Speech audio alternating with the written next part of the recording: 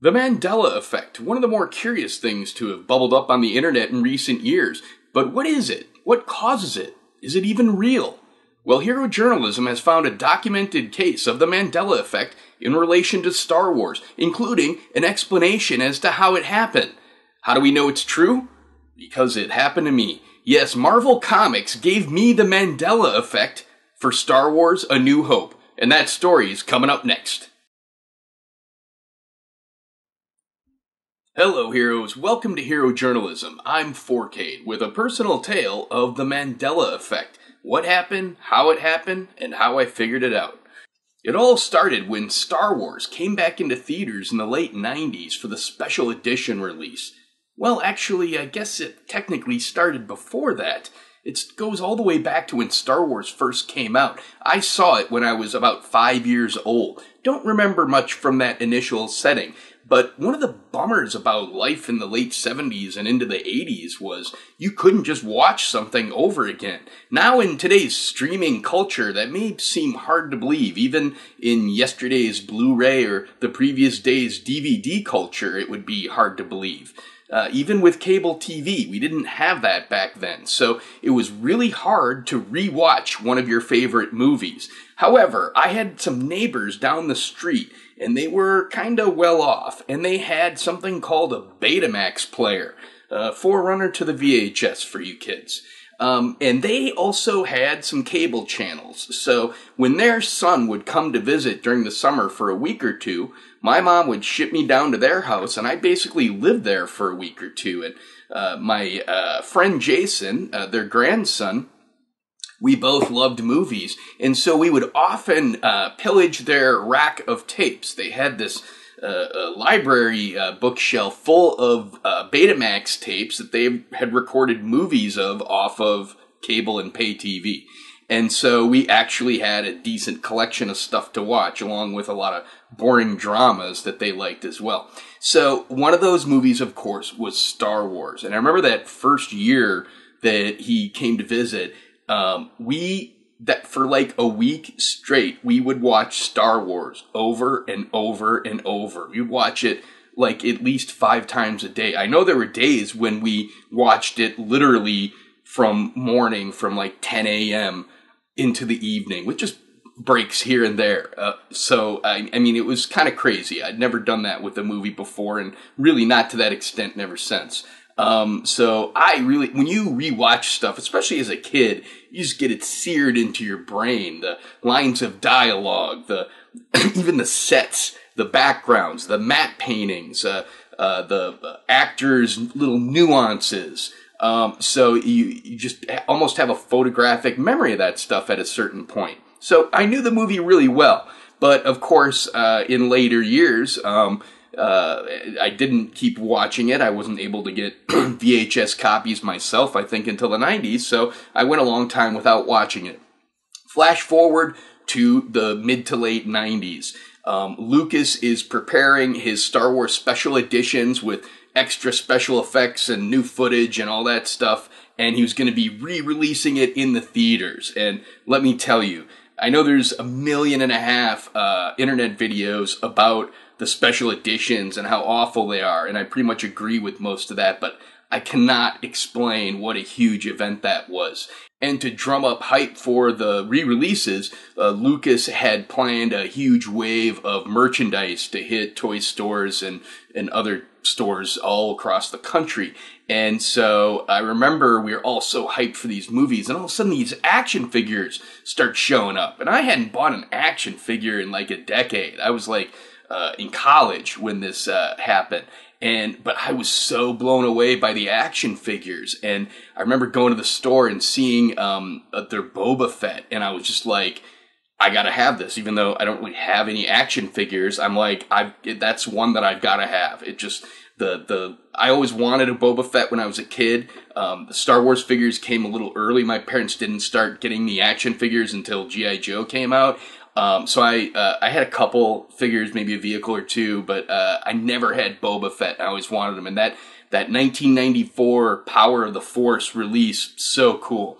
So I was there, and I ended up getting a second action figure, and I knew I wasn't going to be like starting to collect action figures again.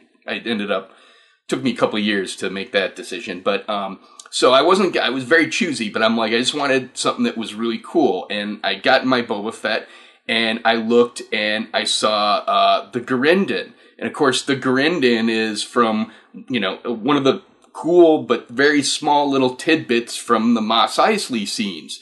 The Garindon is the alien that's an Imperial spy that tips off the Imperial forces that Luke and Han, basically sells out Luke and Han after the cantina scene. And I remember just being blown away with the sculpting level.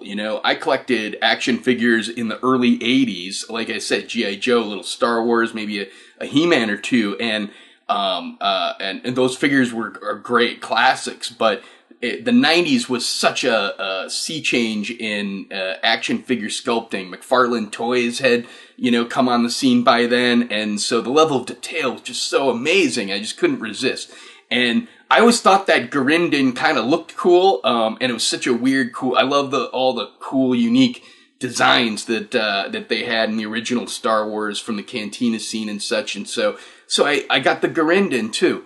So I get home to my dorm room, and I'm checking out my new action figures and everything, and my buddy, my roommate, stops in to see what I've got, and we're checking it out, and he's like, cool, and I go, but something's weird about the Garindon. And my buddy's like, what? And I go, do you remember he was a spy, at Mos Eisley, after the cantina scene or whatever? Didn't he, he looks all bio, but I remember him being mechanical. And my buddy's like, I don't know what you're talking about. Truth be told, he probably didn't remember the scene at the time. Like I said, back then, we didn't have anything on DVD, and rarely did people have it on VHS. Anyways, my friend's like, I don't know what you're talking about. And so he leaves my room, and I'm looking at the figure, and I'm like, God, I really thought this guy was made of metal.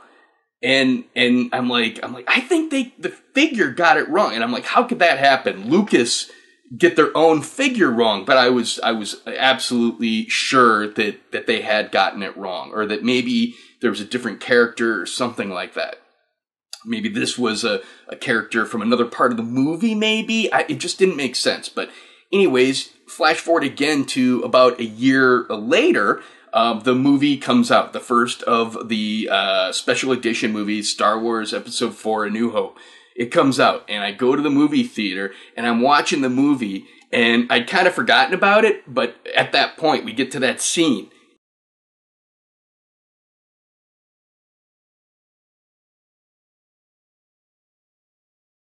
And I'm looking at it, and I'm like, oh my God, the Garindon there's no metal there. I could have sworn that it was like a hose, like a hose that connects from here, like into his chest plate or something. And I'm like, wow, I must have, I had no idea what happened, but I was so sure it was. And here it was in front of my eyes, proven that it wasn't. And I never understood it, and I kind of forgot about it for a while. And I only recently found out what happened when I was digging through my old comic books. I was digging out some old comic books for a video I was doing for the channel.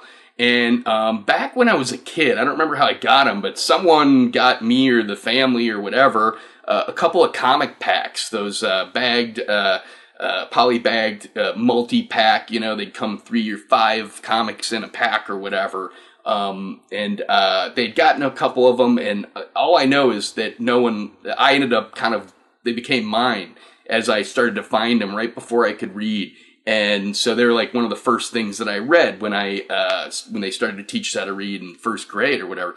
And and one of those was a pack, or at least there was a couple Star Wars Marvel comics in that pack.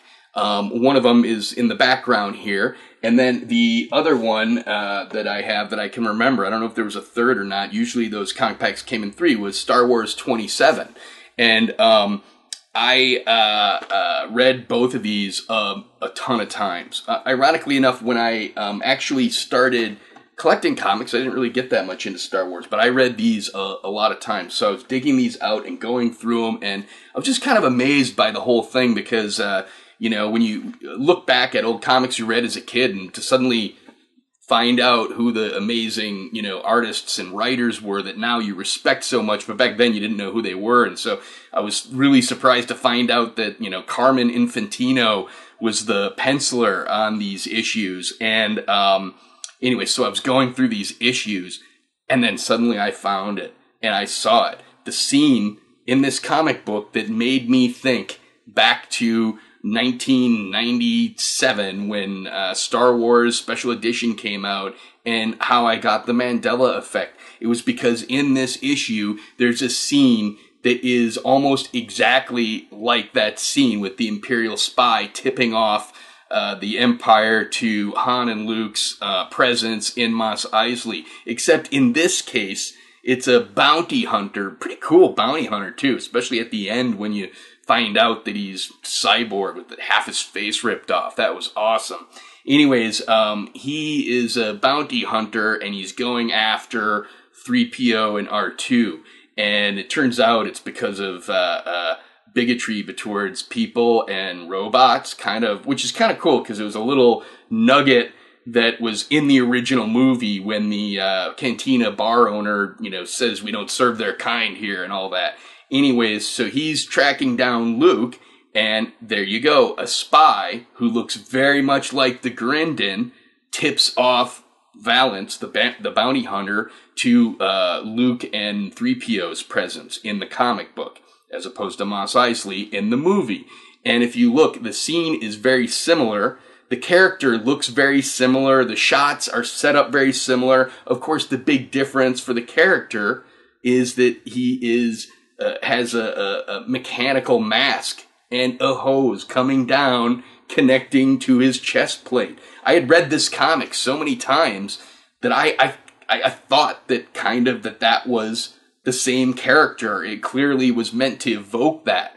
And so as the years went on, I remembered that chest plate and that hose and just the art style and the like the sections of the hose as it went down, the little dividing sections and everything. So when I got the action figure, I remembered the character, and I was like completely dumbfounded.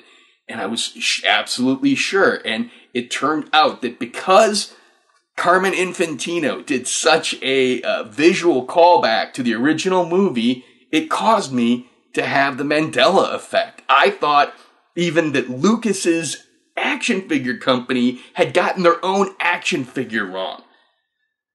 And I only found out about it in recent months, basically, out of happenstance when I stumbled upon these old comics going through my old long boxes and such. So there you have it. Proof that the Mandela Effect is real, but it's not supernatural, and it's not a parallel universe. Thanks so much for watching. Please like and subscribe, and we'll see you here next time on Hero Journalism.